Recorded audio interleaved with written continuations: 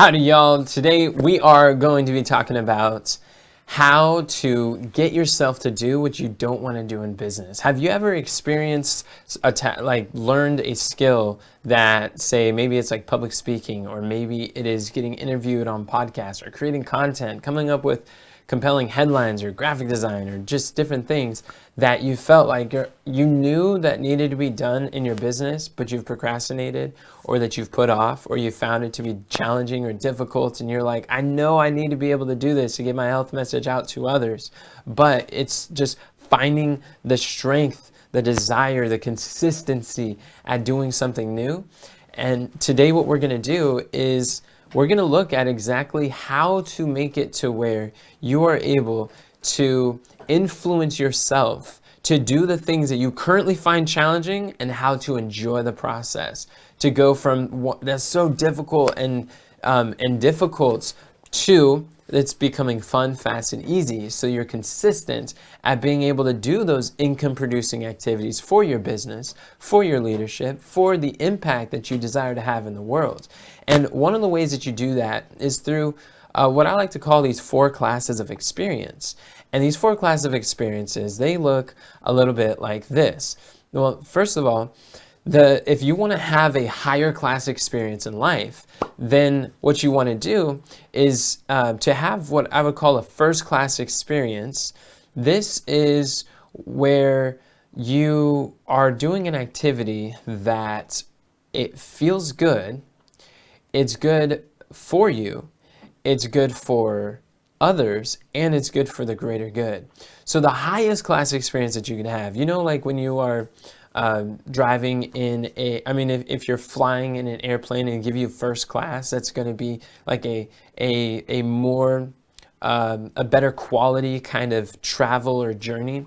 Well, your first class experience are the things that it just feels amazing. You enjoy doing it. It's good for you. It's good for others. And it's good for the greater good. Now, the second highest class of experience, where you want to spend most of your time in the first class experience, or get to a point where you're there. But until then, sometimes there's things that fall under what I would call a second class experience. And a second class is when something doesn't feel good. It does not feel good, but it's good for you.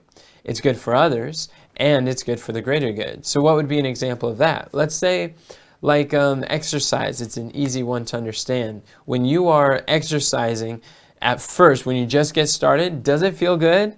No, it hurts, right? You feel sore and you're like, why am I doing this? It's like, let's say you're running, like, I'm not a runner, and then it's difficult to do that. But is exercise good for you? Absolutely. Is it good for others? Yes, because you can't draw water out of an empty well.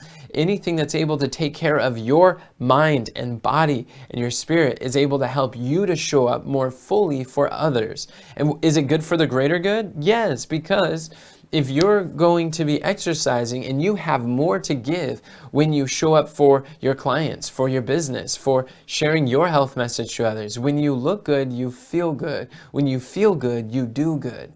And it makes such a big difference. But at first, it doesn't have that, it's not an experience that inherently feels good for most people, but it can eventually become a first class experience. Once you do it enough, then you start, like runners start getting this runner high, and they're like, wow, I just feel amazing after a good run.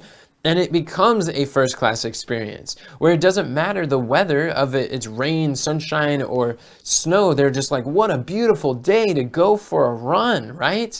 Because it feels good, and it's good for you. It's good for others. It's good for the greater good. So the good news is you can transition. Now, those are the 2 highest class of experiences. Even if it doesn't feel good at first, we want to do those things that are in the second class. And I'm going to show you later on in this video how you can intentionally, on demand, change something from a second class experience where it doesn't feel good, but it's good for you, to something that feels amazing and it's good for you, where it would actually feel more difficult to not do it than to continue. But let's look at the lower classes of experiences. These are when life gets challenging. This was when business isn't profitable, or this is when business is is not going very well, the more that we're living in what I would call a third-class experience. And third-class experience is when it feels good, but it's not good for you. It's not good for others, and it's not good for the greater good. So what would be an example of that? An example might be like when you're procrastinating, when you know there's a project to work on, when you know that maybe there's a speech that's coming up, and then you're procrastinating and feeling like, oh, I want to get to that, and I'll just wait another hour, or I'm gonna just wait another day. And yeah, it feels good to procrastinate because then you don't have to think about that new thing anymore. But it feels good in the moment. But is the procrastination good for you? No, because you're gonna suffer. Your finances will suffer. The impact you can have in the world will suffer. Your influence will suffer, and not only the influence on others, but the influence that you have on yourself. Because when you break your promises, when you prolong your commitments, it erodes at your confidence, your commitment to yourself. Is it good for others? No, because other people aren't able to be helped. That you have a message that is able to transform people's lives, and they won't be able to hear it if you're procrastinating your business growth or things that are going to develop your business and help you to reach more people. Is it good for the greater good? No, not at all, because procrastination, it just prolongs how more people are able to get greater benefit. So the third class experience is where a lot of people live when they're like a lot of struggling entrepreneurs, health coaches, health professionals, wellness educators, speakers, authors. These are the third class of experiences when things feel good, but it's not good for you. Another example would be like going back for another bowl of ice cream, or just like, let me just eat a little bit more ice cream.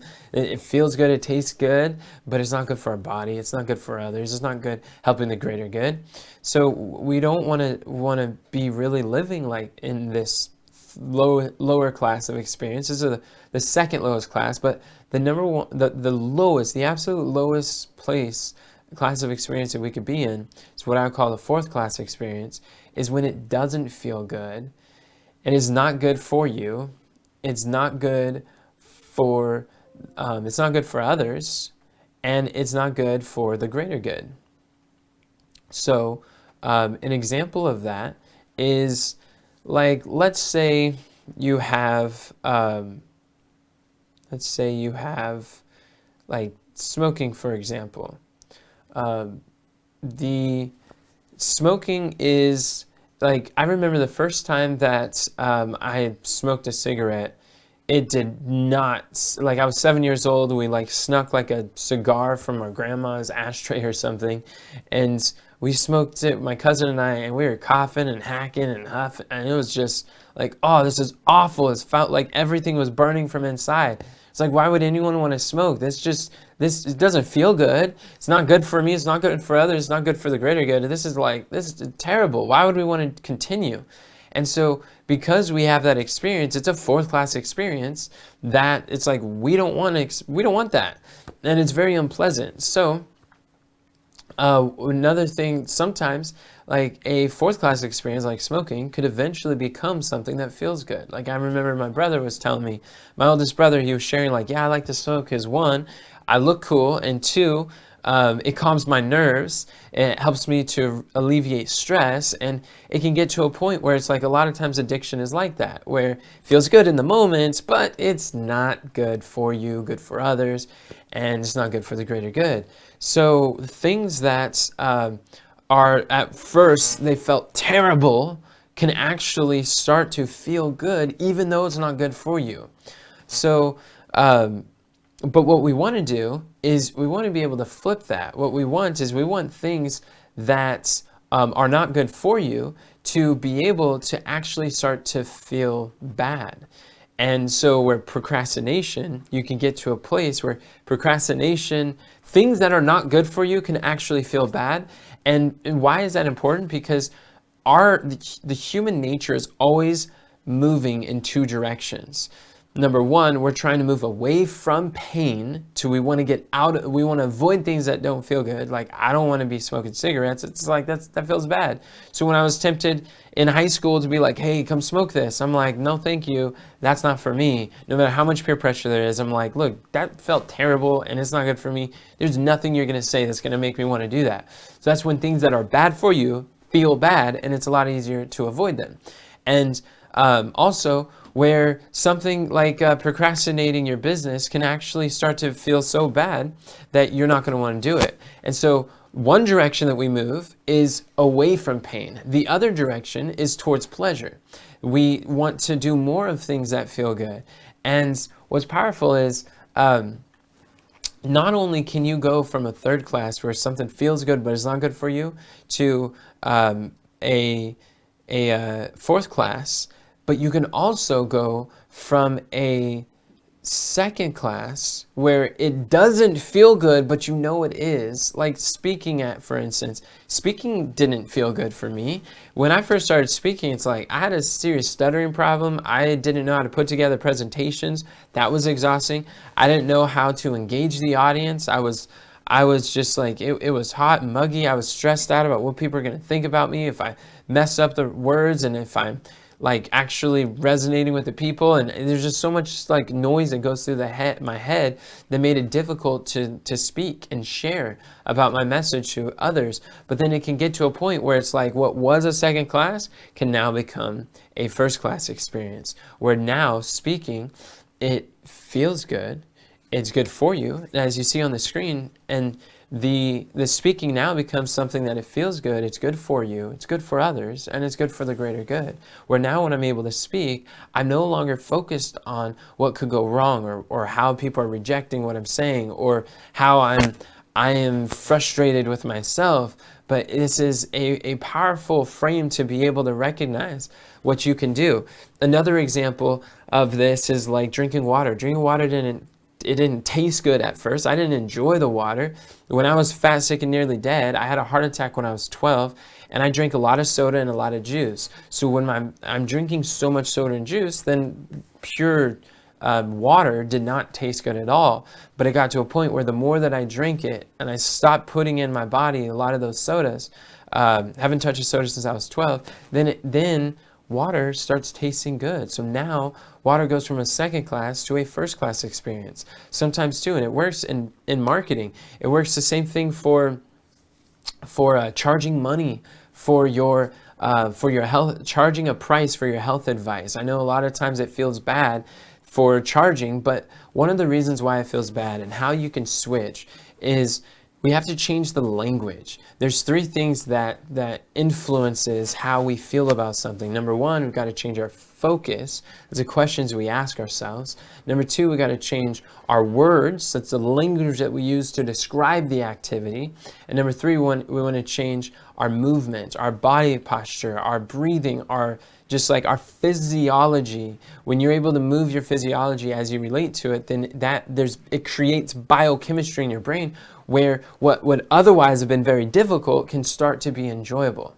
So an example is like speaking. One of the ways that I shifted from a second class where it feels bad to a first class, as you can see, just a refresher, that one of the ways I was able to do that is change the language that I use to describe speaking. So instead of saying, well, what if I mess up? I started asking, well, how awesome will this be when people receive my message and their life is drastically impacted? And another way that I shifted is from thinking, instead of like, oh, are people going to care about this? And I started asking, well, why do I care about my audience? Why are they going to be blessed? How are they going to be impacted because of this? And I started looking at all the reasons why this is the right message at the right time for the right people. And as I shifted my words, it changed the way that I felt about speaking. And the same thing with charging money. I know that one thing that I do is I help health coaches and educators to be able to charge a price for their health advice and to actually change the way that they look at selling or marketing, because a lot of times as health educators, are so excited about the health training that when it comes to charging, that feels uncomfortable, or learning some of the marketing skills.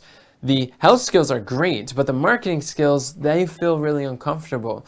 But it's like when, for instance, if I feel like I am causing someone a problem, or if I'm bothering my prospects, or if I'm bothering people, or I'm taking from them, it's like they can't afford my services, or that if I just assume that that everyone's broken, nobody can afford, then I'm going to project that on other people. They're going to see it more.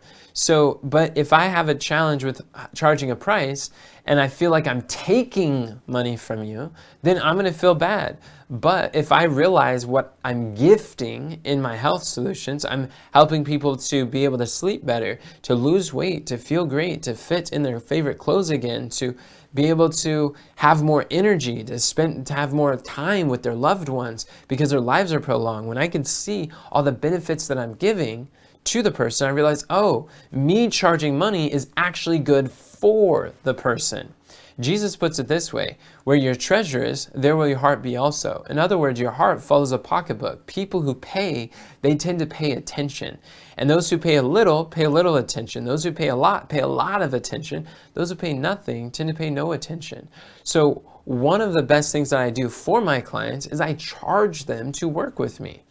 And see how the language is different? Like, selling is not something I do to people. Selling is something that I do for people. It's for their good, because people who invest tend to be more invested.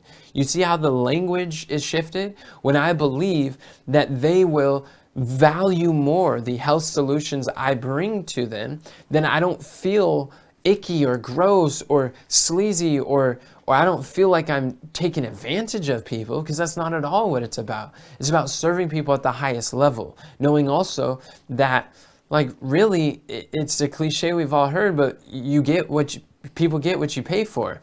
And if you pay for the cheap stuff, then there's no way that I could have a team and have the resources and invest in the right training and the tools to be able to help my students succeed.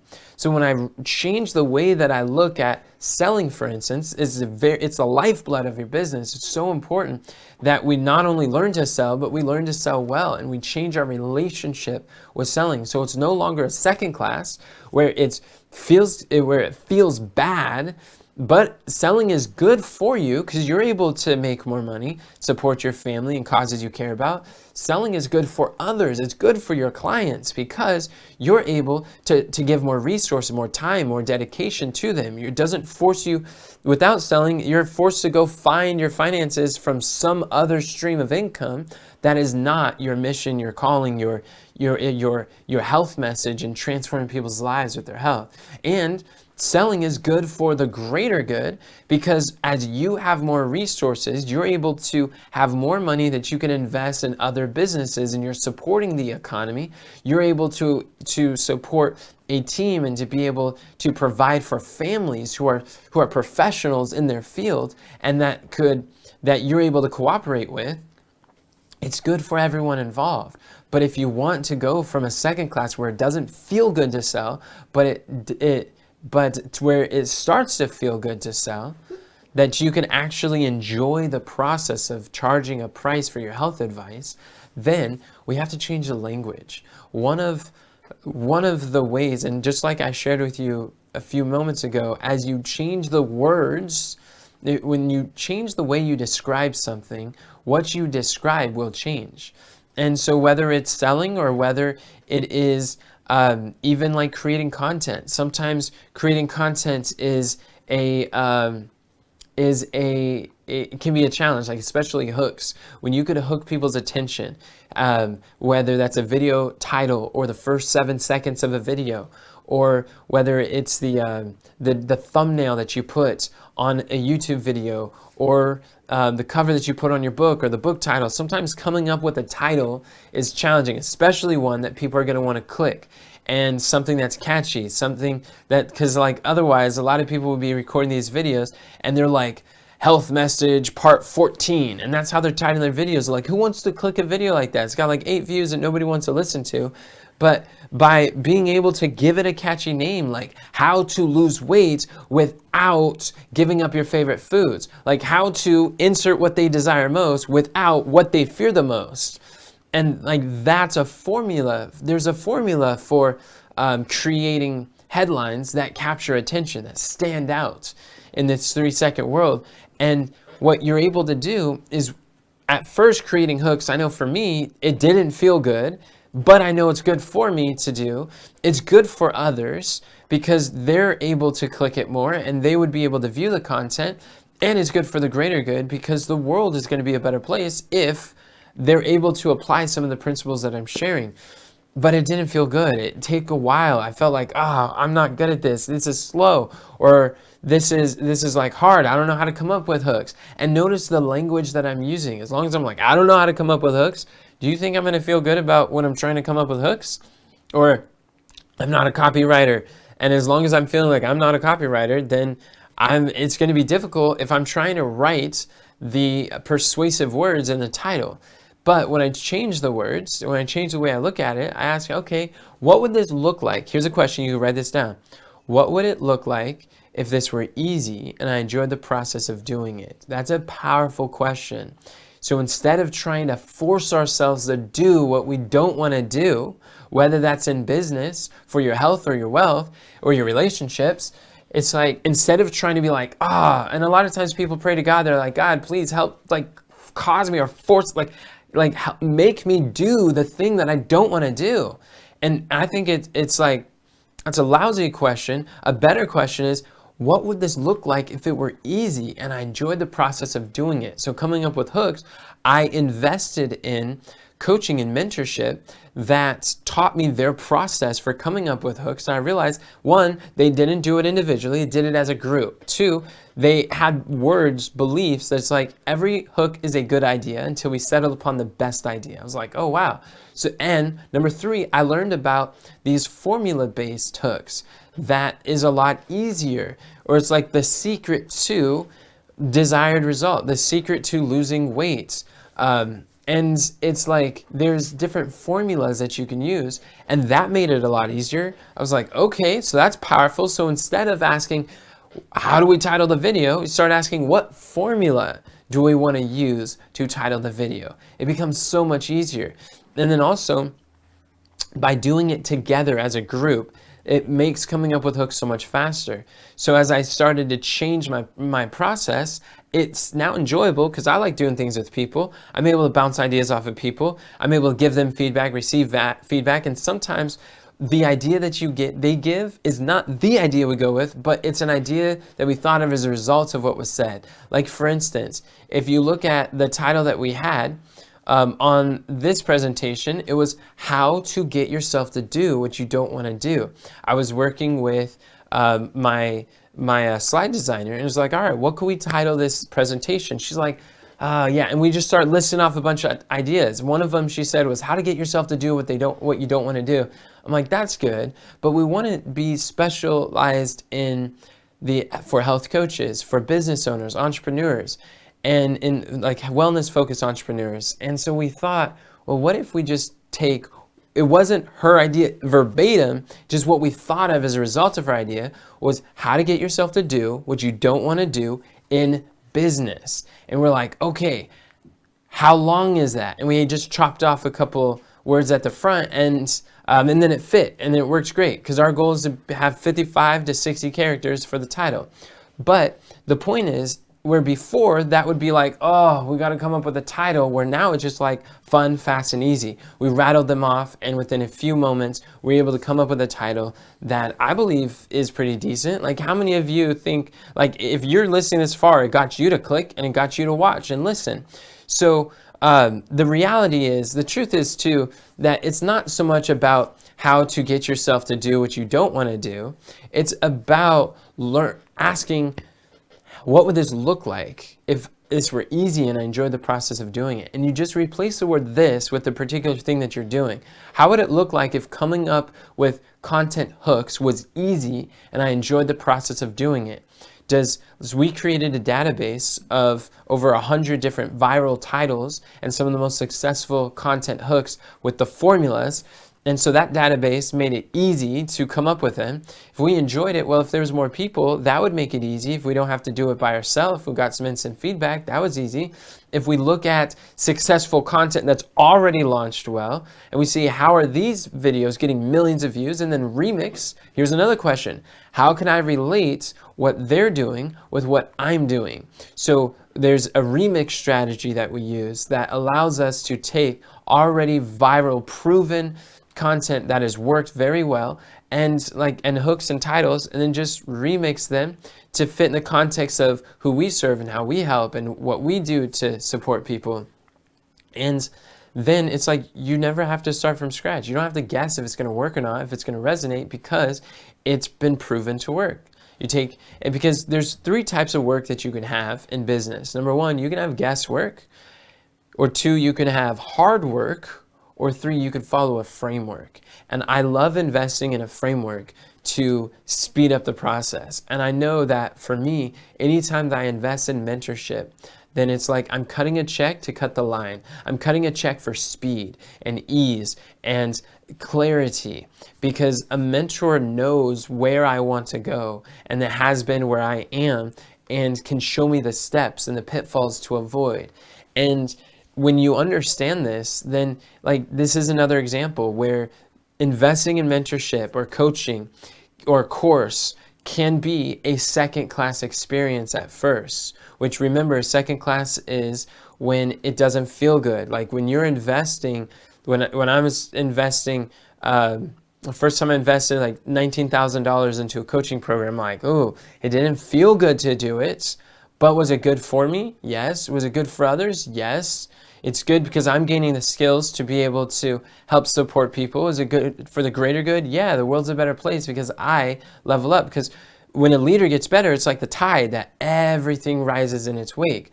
And I remember I was talking to my business partner and I was sharing okay, and she's like, what are the pros and cons? What is going to be it for investing in this coaching? And I was like, well, the pros are we can do this, this, this, and that. It's like, all right, what are those cons? Well, it costs a lot of money. And she's like, what? It costing money, that's not a con. And it's like the money is there for being able to gain the value and solve the problems. So where it didn't feel good at first, like paying a premium for the supports to have the guidance and mentorship, where it's like it is challenging at first, but after going through the mentorship, being tremendously blessed, getting further than we ever thought possible, then the next time we have opportunity where we want to learn Facebook ads, we want to learn email marketing, then we have an opportunity to invest in a different coaching program, $17,000, then it's like, okay, it's not a problem, let's do it. And because of that mentorship, we're able to learn how to run the Facebook ads, how to run the email marketing. It demystified a lot of the challenges. We had the guidance, the instruction, be able to ask our coach with questions that really clarified for our situation. He was able to deep dive on our business. Now it's a first-class experience where it feels good. It's fine. It's like, yeah, okay, here it is. We like to pay in full. There you go. And it was good for us, good for others, good for the greater good. Where investing in your business, investing in yourself, sometimes it feels difficult. Sometimes it feels there's uncertainty involved, but it can go from a second class to a first class, where instead of asking, what if I invest in this and it doesn't work? What if I invest in this and it doesn't work out, or I don't get the results? Start asking, how amazing will this be when I invest in this and it works for me? How life transforming will it be for my business, for my family, for my audience, for my clients that I have yet to meet, whose lives are going to be transformed because I invested in this mentorship program. And then by changing those questions, we go from a second class where it doesn't feel good to a first class where it feels great, and it's great for you. So really the goal, if you want to live a higher class experience, then learn to take things from a third class and move it down to a fourth. Take things from a second class, move it to the first, so that the things that are not good for you, they don't feel good and they don't tempt you to continue. Like for me, like eating, like drinking soda, it's not good for me, but it doesn't even feel good. If I'm gonna, like, even the thought of drinking soda, it doesn't sound appetizing or appeasing at all. Like that doesn't sound good in any way that I look at it. Drinking water feels great, and it is great. And so when we can learn to do that through some of the tools that I shared with you, namely changing your focus, which is the questions you ask, changing the words, the language that you use to describe it, and then changing your movements, your body, your breathing, your facial expression, your gestures, the way that you show up. These things are going to help you to go further faster, to make an end of procrastination, to help you to step forward to those income producing activities. And if you want to be able to grow your health business, if you're a health coach, if you are a health focused entrepreneur, if you're a health professional, holistic health practitioner, then what I've done is I wrote the book on high ticket health coaching. And in this book, you're going to learn the secrets to making big money with a small audience. And in this book, this is going to break down some principles that's going to help you to overcome the challenges with if you struggle with speaking on stages, or if you enjoy speaking on stages and you want to get booked more, this book is for you. If you have a hard time charging a price for your advice, or if you want to know how to raise your prices in an ethical way that supports your clients even more, then this book is going to reveal to you the principles of high ticket health coaching. And you can grab a copy, go to highincomehealthexpert.com/book, and you can get your copy today. Or the link, I'll make sure the link is in the description. And this book is absolutely game changer, can help you in ways that you don't realize now. We talk about content creation, we talk about sales and marketing specifically for health coaches. We talk about how you can speak and learn to sell from stage and have people coming to you. And there's generous, really powerful opportunities when you learn to share your health message online and offline at virtual and physical events. But again, at first things won't feel good, but when you follow the principles I laid out in this video, they will come to a point where they feel amazing. And it's easy and effortless and enjoyable to be able to do those things which you currently find very difficult. So thank you for watching, friends. And if you like this video, hit subscribe and click the notification so you can get more. And remember, God doesn't call the qualified, He qualifies the called. Have a great day. God bless.